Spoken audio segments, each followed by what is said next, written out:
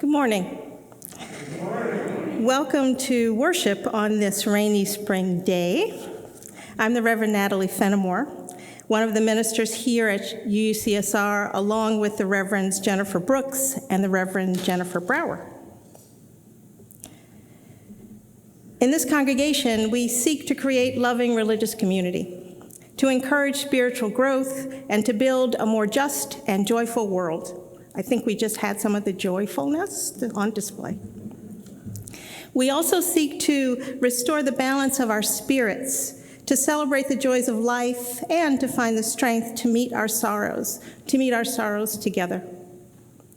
You may be new to Unitarian Universalism. Ours is a religion which has a tradition of embracing the wisdom of all faiths and values diversity.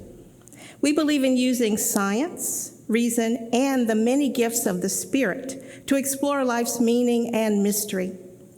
We believe that you need not think alike to love alike. Please visit our website for more information on Unitarian Universalism and the Unitarian Universalist congregation here at Shelter Rock. After the service, you're invited to our in-person and our online coffee hour.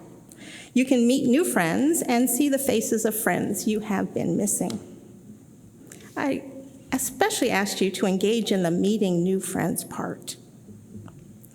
Now, this April brings together many religious and spiritual celebrations. Ramadan, Passover, and Easter celebrations are coming together this year. Ramadan began on the 1st. As Unitarian Universalists, we honor our human diversity.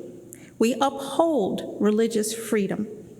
During these celebrations of faith, these celebrations which come together, although from different traditions, springing from the same source, we can remember our relationships, our interconnected stories, while we fast, pray, worship, and practice deeds of charity and justice.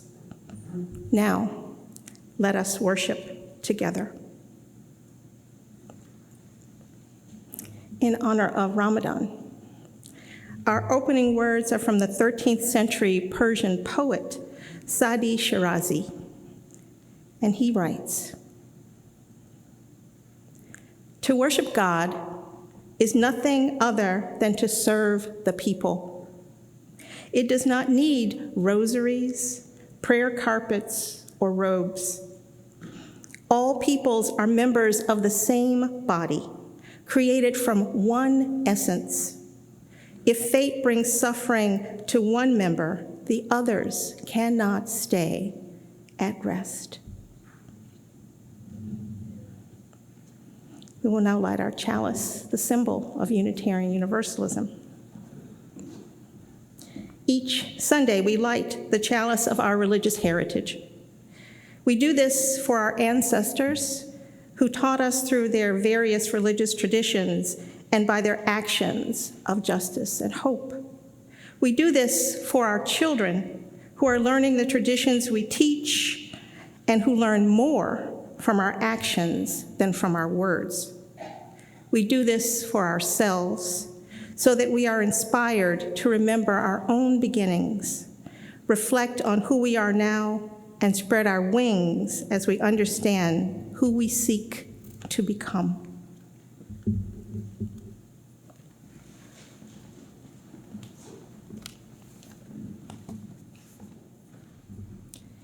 Please rise in body or spirit for our words of affirmation. Love is the doctrine of this congregation. The quest of truth is its sacrament, and service is its prayer. To dwell together in peace, to seek knowledge in freedom, to serve human need. This do we affirm and covenant with each other. Please remain standing and put on your mask to sing our song of affirmation.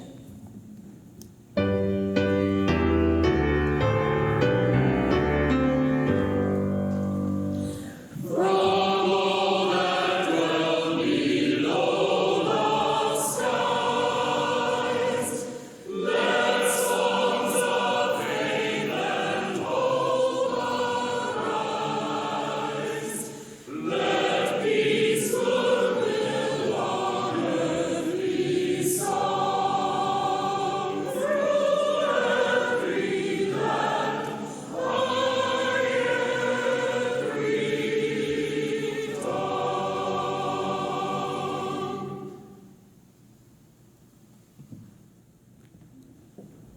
You may be seated.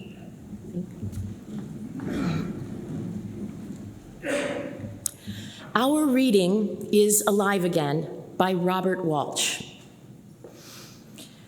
One of my favorite hymns is the one that begins, "O life that maketh all things new." I believe in a universe in which there is continual creation, not one that is winding down after an initial burst of creativity. I believe there is a newness, a birth in each moment of a life and also in death. We are constantly dying and being reborn to new life.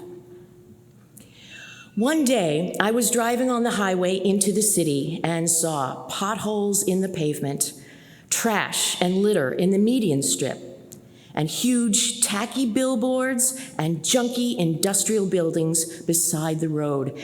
And there were rude drivers cutting in front of me. I felt surrounded by images of ugliness, decay, and entropy, all of it the work of human hands. Then there came on the radio a lovely song. It was Mel Torme singing "A Nightingale Sang in Berkeley Square." How many of you know who Mel Torme is? Or remembers what he sounds like? I remembered then that creation is ongoing, that all things are being made new. I felt alive again. I smiled and let go of some of the tension in my body and forgave the litterers and rude drivers. I don't mean to suggest that the heavenly choir is going to sound like Mel Torme, although that's not a bad idea, but that on that day, this beautiful song mediated eternity for me. It was the human-made work of art that allowed my spirit to soar. Please wear your mask to sing, and again, rise in body or spirit to sing hymn number 108, "My Life Flows On in Endless Song."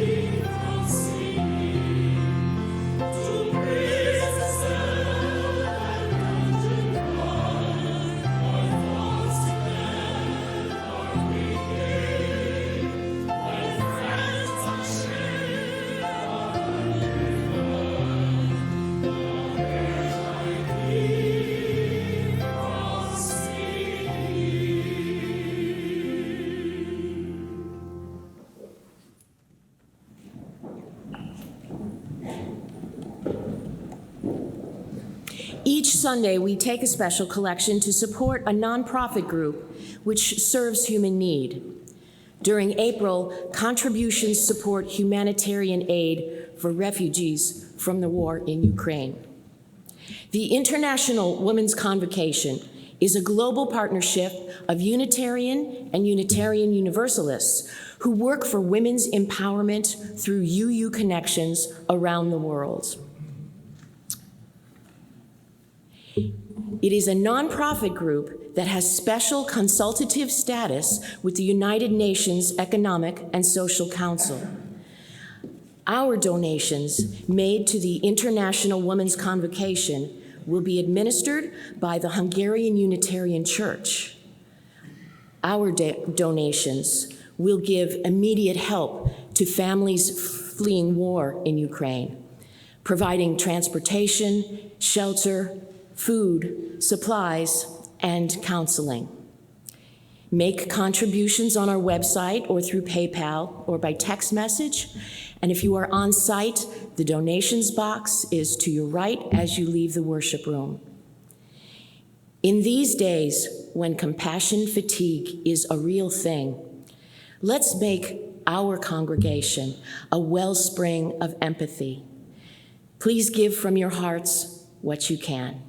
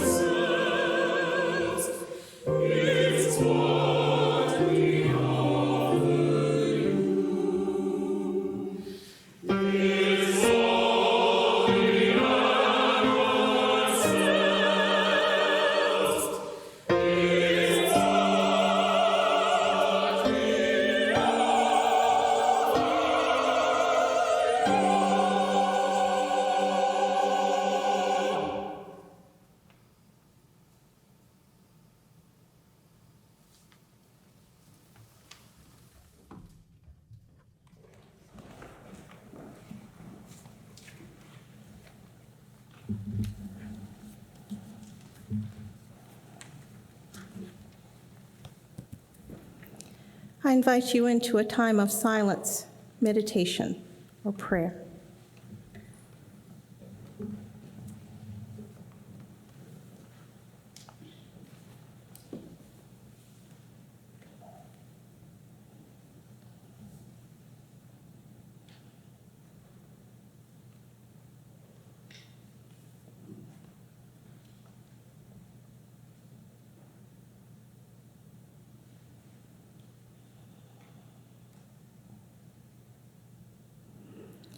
I will light a candle for all our joys and sorrows. We ask that all here know that this is a community of care and compassion where you can find the support which you need.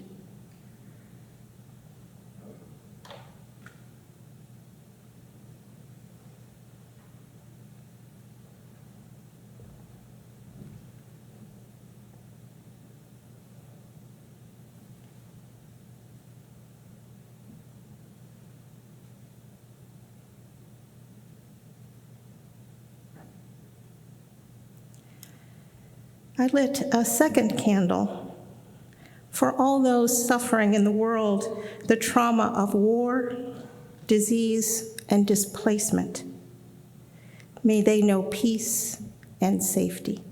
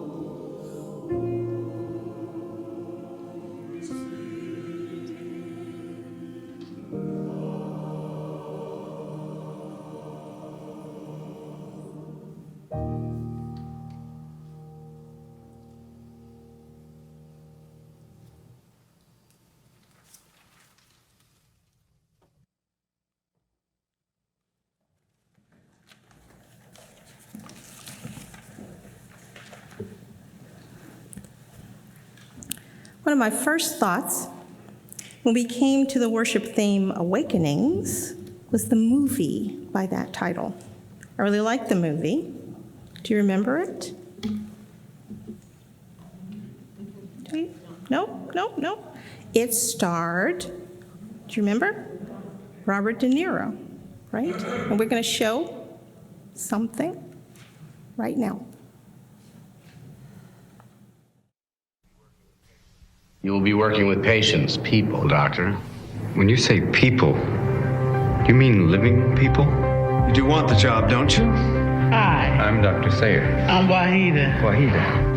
I'd like to ask... I was born in 1911 in Kingsbridge, New York. Prior to July 1955, I resided at the Brooklyn Psychiatric Center, Brooklyn, New York. How are you today? I'm fine, thank you. Prior to that, I was a person. It gets easier. You don't think it will, but it does. Can you hear me? Does he ever speak to you? Of course not. Not in words. No change, dated 9/11/44. Your patients, doctor, haven't moved in decades. What I believe, what I know, is these people are alive inside. How do you know that, doctor? I know it. I just wanted to say to you, I preferred your explanation. At 200 milligrams, he showed no response. Maybe he needs more. Maybe he needs less. Dr. Sayer, it's a miracle. Where are my glasses? They're on your face.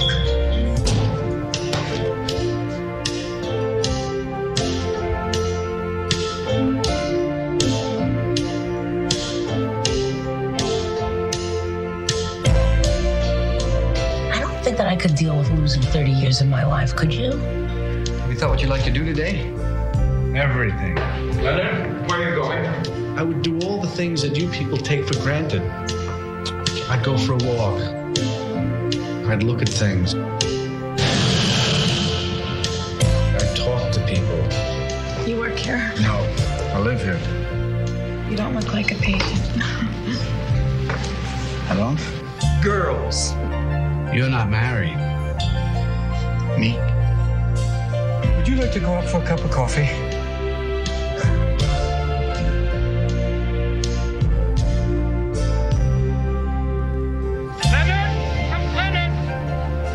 Leonard, that's not wading, that's swimming, Leonard.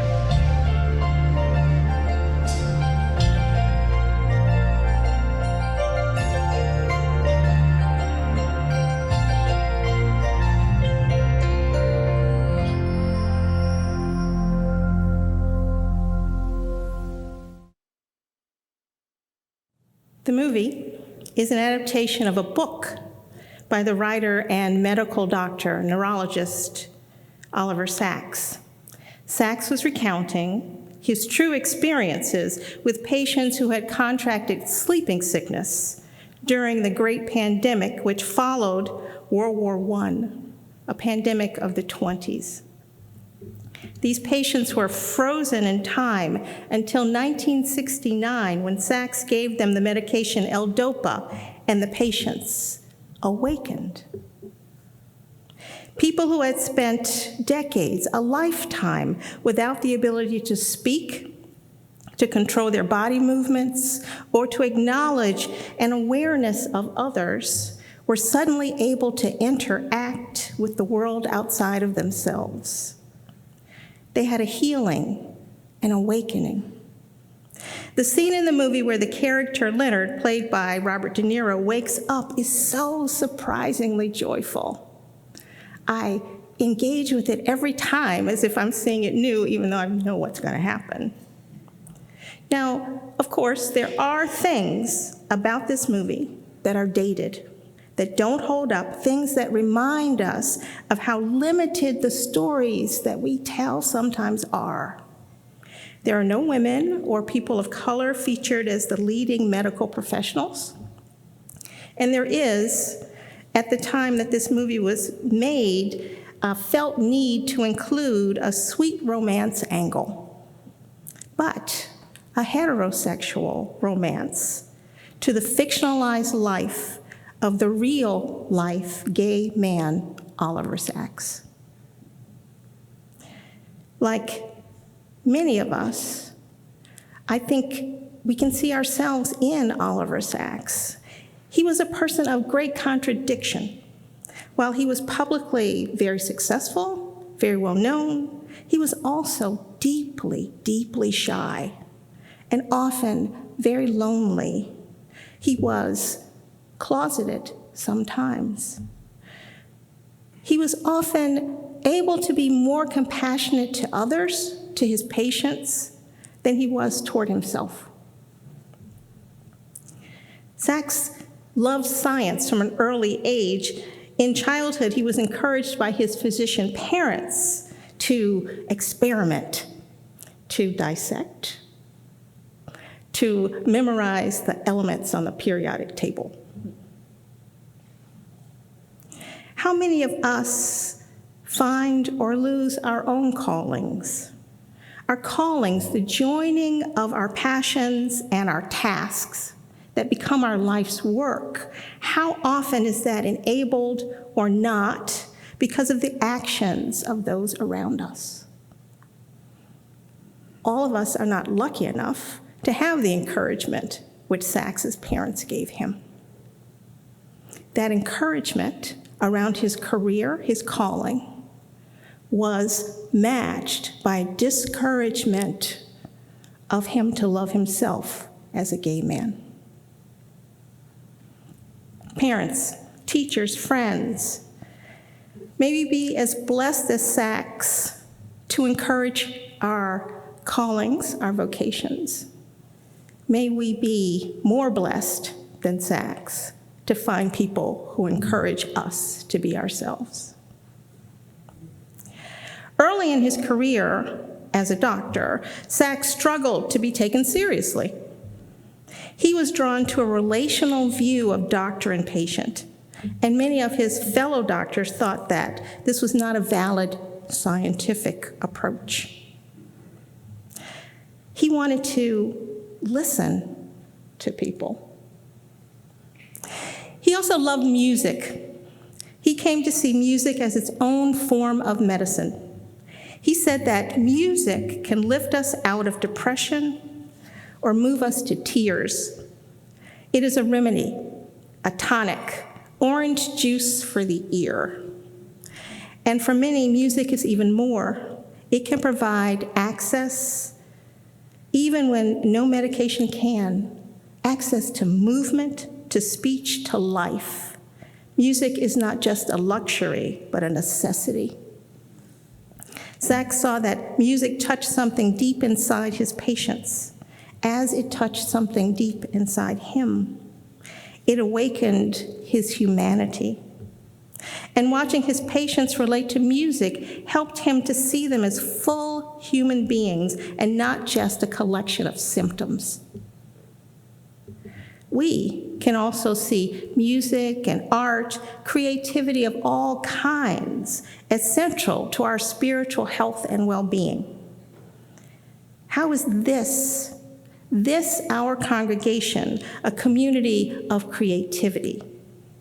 How do we maintain the power of this gathering to originate, to generate the new, to break away from what exists now and to move into what we can only imagine?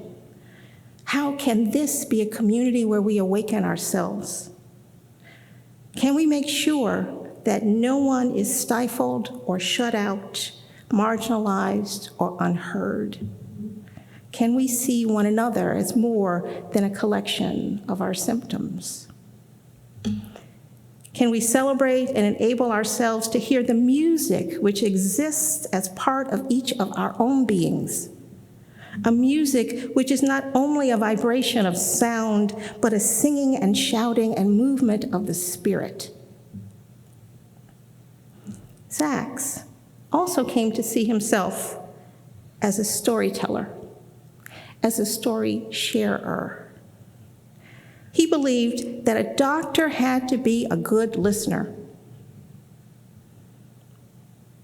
A friend has to be a good listener. that to explore the questions of health, disease, suffering, care, and human connection, it was necessary to listen to the patient, to recognize their humanity. As he said, if you wish to know about a man, we ask, what is the story, his real, inmost story? For each of us is a biography, a story. Each of us is a single narrative, which is constructed continually, unconsciously, by, through, and in us, through our perceptions, our feelings, our thoughts, our actions, and not least our discourse, our spoken narrative. Biologically, physiologically, we are not so different from each other. Historically, as narratives, we are each of us unique. Patients come to the doctor with a history, with a story, with something that's gotten them there to that point where they're sitting in the examining room. And each of us has also come here to this moment, to this place, this moment of spiritual import with a backstory, a unique personal experience encased in a history of family and community. If we listen to each other, we might better help one another to become spiritually healthy and awake to our own inner lives and the potential that we each have to be vehicles of peace and justice. I ask, can we, do we listen to one another, tell and share our stories? Might we find our own hopes and dreams and imaginings awakened or reawakened in the warmth of our relationships with one another? Right now, the flowers are blooming, the trees are in bud, and perhaps we might also be. Nature needs the encouragement of the changing light of day, the sun's warmth, the loosening of the soil. What do you need to be reborn, reawakened, to embrace the power of life itself, which exists in each and every one of us? Yes, when we are ill, we are in need of medication, but we are also in need of human touch, understanding, and connection. Does someone see us, know us as both part of a community and as unique individuals?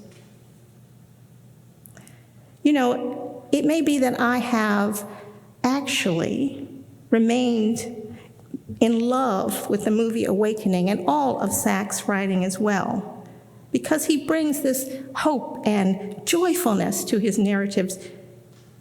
But he does this even as the stories of the lives he shares are not stories of painless lives. They don't all have happy endings. In Awakenings, the L-DOPA treatments don't initially work as a lasting cure.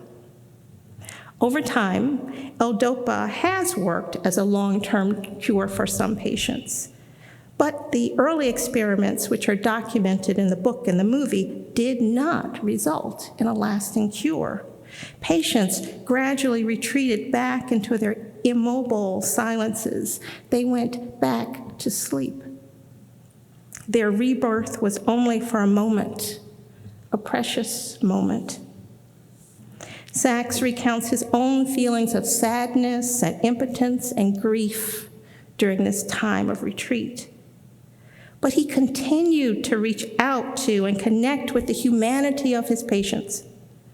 He asks us to value the lives of all of those around us, to see them as fellow humans experiencing life, however imperfect, however different from ours. His patients had challenges as we all have challenges. How can we continue to reach out to one another? Can we recognize in our own lives and in the life of this community the abundant life that surrounds us? Our ability to awaken and indeed awaken and awaken again the joy within us, which leads us to spiritual health. Health as compassion, health as connectedness, health as loving, health as love itself. Spring itself screams to us to pay attention to life, to its moments of rebirth, regeneration, and renewal. The almost gaudiness, the over-the-topness of flowering trees, and the abundant, beautiful music of birds seems meant to shake us up, meant to bring us to attention. May we pay attention. May we take up that challenge. May we find what awakens us. Music, nature, creativity, our common humanity. May we find what awakens us.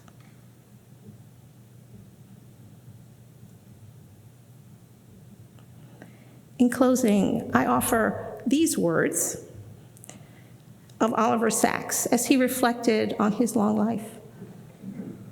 He said, "Above all, I have been a sentient being, a thinking animal on this beautiful planet, and that in itself has been an enormous privilege and adventure." Please rise in body or spirit. Wear your mask to sing our closing hymn, number 1064, Blue Boat Home.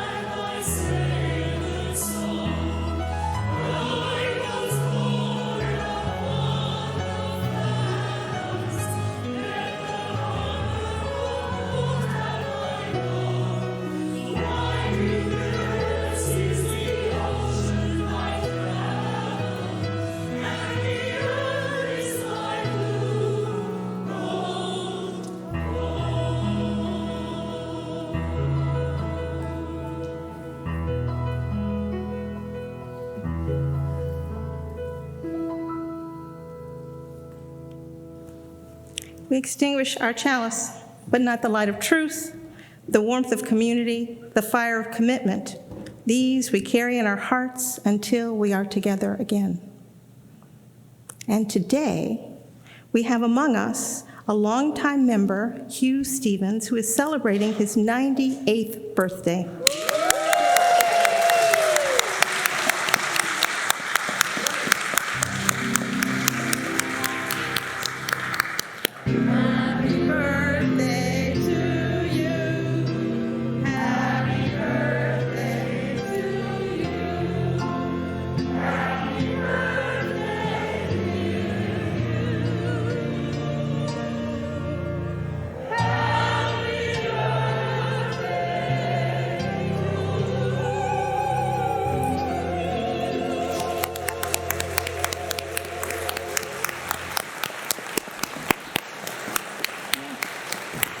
There will be cake for Hugh. There will be cake in the social hall, an opportunity for all of you to wish him well and to just have a great day.